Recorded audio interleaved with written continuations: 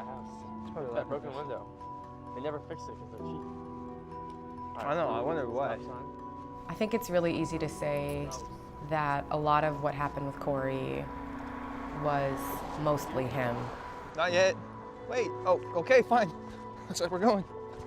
I mean, literally, the journey that he went on to finding her was dangerous, and he was determined to find her, and Oh, look, your TV is still there. when he said that he was going to do it, I believed him. One of the major reasons why I didn't get adopted is because my mom never showing up for court, and the social workers could never find her. They had addresses and numbers, but the numbers were disconnected or to just different people's numbers, and my mom was a very hard person to find, so. When Cory's mom was pregnant with him, it was the first time I'd ever been around anyone that was ever pregnant. She was 16, my brother was 19, and I was involved a lot. I was there all the time, and up until he was born. And then when he was born, I was the first person to hold him after, of course, the parents. And he's the first baby that ever gripped my finger, and he had my heart ever since then. I grew up with my mom doing meth, and so when I was younger, it was not a strange environment being around it. Just the houses we lived in, I went to so many schools. So when I used to go pick up Cory from his house, there would be garbage piled on the floor, and they would just kind of dig pathways through dirty diapers on the floor, the kids screaming. They wouldn't have food in the house. We would buy groceries for him to take home. His bedroom he shared with his uncle and was the size of a closet. He would bring over the whole family's laundry, and we'd wash all the family's laundry. They never had to get up and go to school. Even if they wanted to get up and go to school, they needed to stay and take care of the kids. I would cook them dinner, me and my sister Paige. She's close to my age, she's 16 and I'm 18. And so Paige would usually change the kids and clean them up. I would cook dinner and clean the house. And that's pretty much the roles we would do. We'd take them out for, go to parks. Just the things my parents wouldn't do. The summer that he was 9 is when he stayed the first full summer. And then it stayed like that when he was 10 and when he was 12. I wonder how long that's been here. Longer than your grandma. I wanted him to be able to be a kid and not be a parent. So instead of him bringing family's clothes over and washing them, for me to be able to wash his clothes for him to be able to, his only concern in life is to get up and go to school. Right before his dad died, he really, really wanted to move in here. He was failing in school, all straight Fs. He was missing, I think he missed over 120 days of school. And I was always a little bit intimidated by his mom, and so I was kind of working up the courage myself to talk to her and try and get it done. And then after his dad passed away, that's when we were going to make it permanent.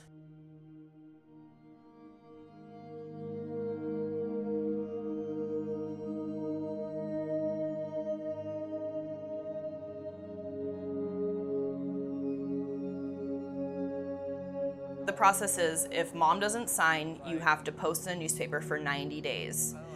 And the state does, that says, this is the decree that Brianna Copeland wants to be a legal guardian to Cory Kercher, and it has to stay in the newspaper for 90 days.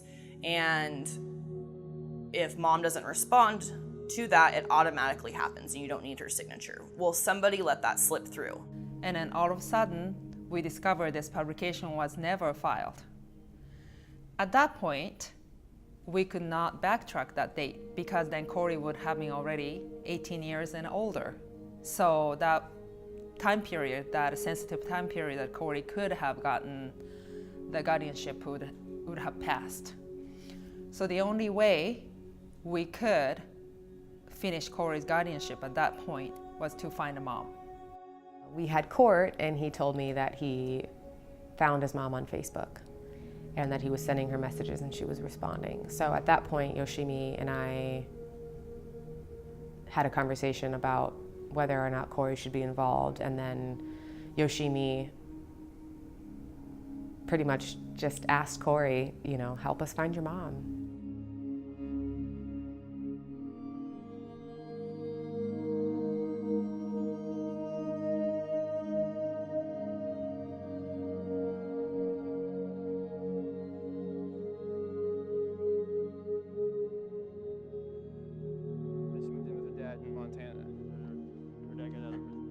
Vegas, and he owns a tattoo shop.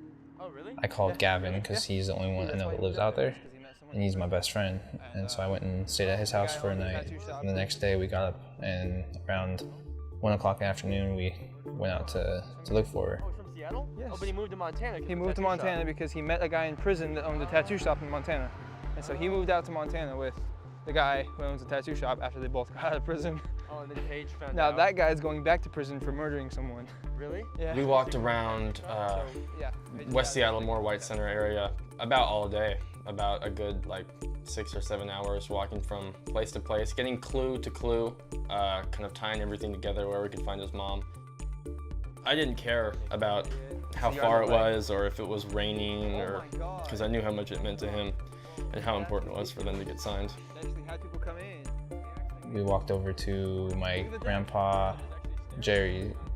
We walked over to his house, and it was trashed. He wasn't there, but his wife was there, and she told me that my mom hadn't been staying there, and that she was staying with someone named Jen, and she didn't know her number or where she lived, but she knew where she worked, and it was like a salon kind of thing, but it was closed.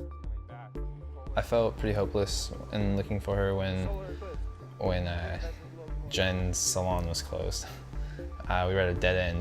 Me and Gavin sat there for an hour. We had no idea what to do, and we ended up just going back to his house. And that's when I remembered where everybody used to live that used to hang out with my mom and dad, which was his drug dealer and their little friends that smoked with them. That's when I remembered that, and then that's where the hope came back. Me and Gavin went to my stepdad's drug dealer's house, and it turns out my stepdad was staying there, but he was separated from my mom. And he said that my mom was staying in an abandoned house full of meth heads, and so I wanted to go, of course, because I needed the signature. And he wouldn't take me there because he said there was people there that wanted to kill him. But the girl he was with said that my mom wants to see me and she never stops talking about me and everybody knows about us and that she deserves to see me. And so Gavin's mom and dad decided to drive us to the house, but they didn't want to take anybody in the car. And so she got on the bus and met us over where the house would have been. And then I saw my mom walking down the street and we stopped her in front of a McDonald's. So that's where we got to meet. Is this the table you and your mom sat at? No, we met at that one over there. The bar? In the middle of those three. Maybe it was 1:30 in the morning, and I got a phone call from him, and he said, I got it signed. And I was like, shut up. And he was like, no, I swear to you. He's like, I found her. Me and Gavin went out all day. He's like, I'll tell you the story later, but I got it signed. And I was like, don't lose it. And he came back the next day, and he had the paper, and it was amazing. He's a little engine that could.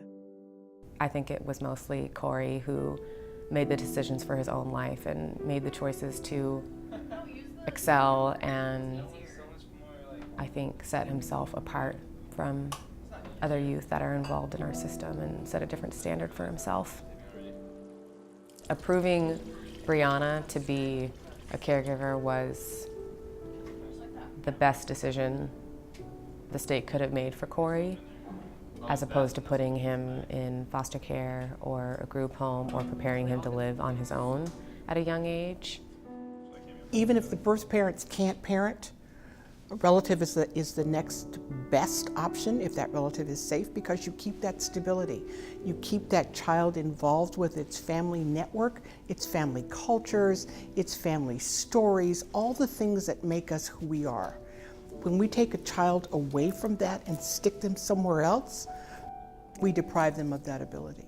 The research has shown that children who enter into permanent legal arrangements are much healthier, they have better outcomes in all domains of their lives, that they have lasting relationships that will support them through their whole lives, and especially in those years in the 20s and 30s when most of the crises seem to hit.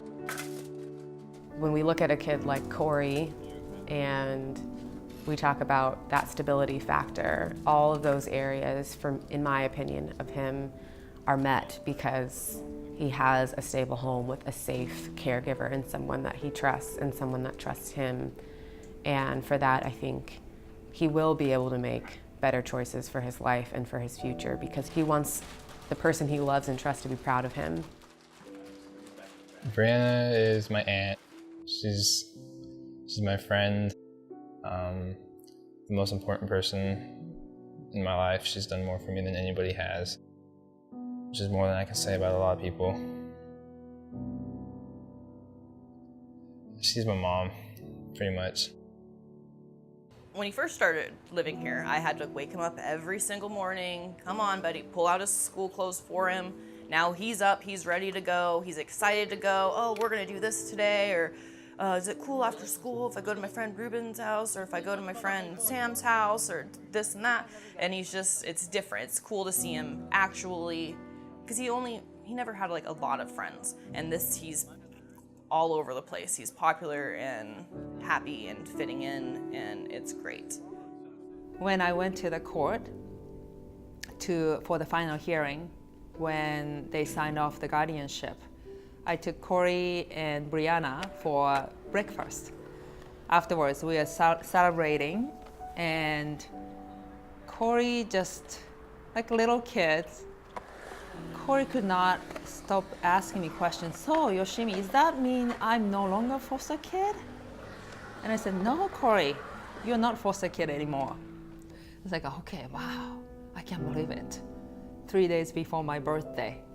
Literally, that was 3 days before his 18th birthday. He was not a foster kid. When I'm older, a while down the road, after I have my job for a long time, I want to have 3 kids and a wife and big house, the usual corny stuff.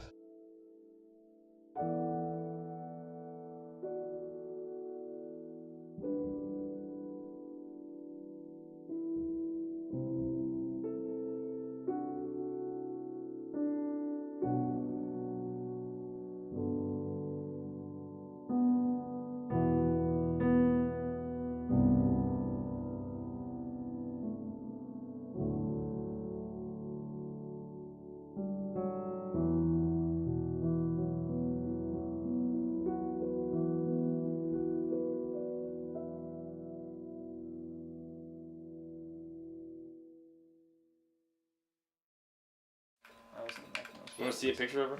Yeah. All right. Bro, she works at Subway, so I get the sandwich hookup. I have like $100 in Subway gift cards. Well, I had, because I bought everyone Subway. Yeah, like she gets them for free, because she's been there for like a year or 2 now.